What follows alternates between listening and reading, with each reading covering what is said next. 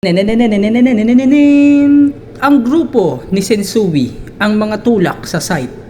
Maligayang pagdating, Eugene. Andito ang ngayon sa warehouse ko kung saan makikita mo ang mga katrabaho niyong nilulong ko na sa drogang pinapakain ko.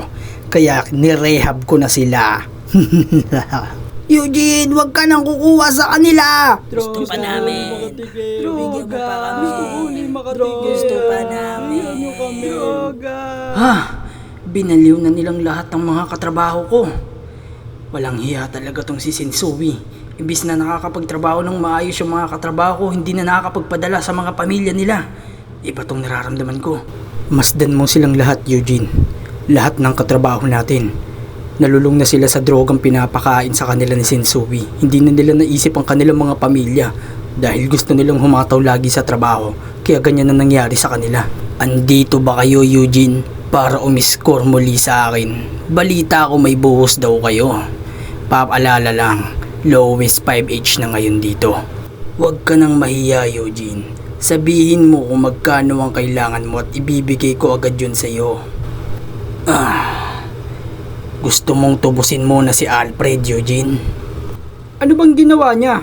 Inistapa lang naman niya kami, Eugene, sa halagang 500. Kaya siya tinali.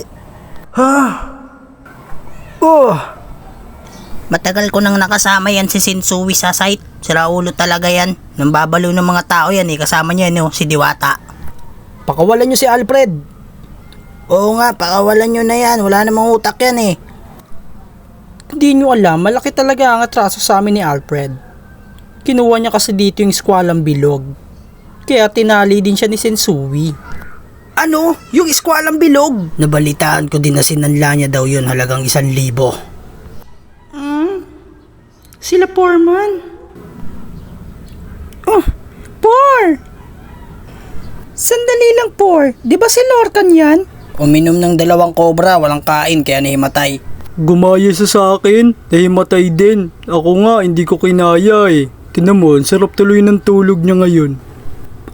Por, baka yariin tayo ng mga magulang yan. Sabi nila sa akin, wala naman daw magulang to. Di ba galing probinsya yun si Lorcan? Sigurado ako may pamilya yan dun, no? Sige, iisip ako ng paraan.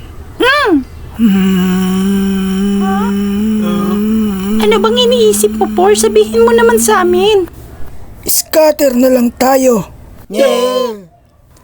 Sigurado naman akong walang magulang to si Lorcan. Kung meron man, baka nasa tong-itan pa. Mga sugarol din.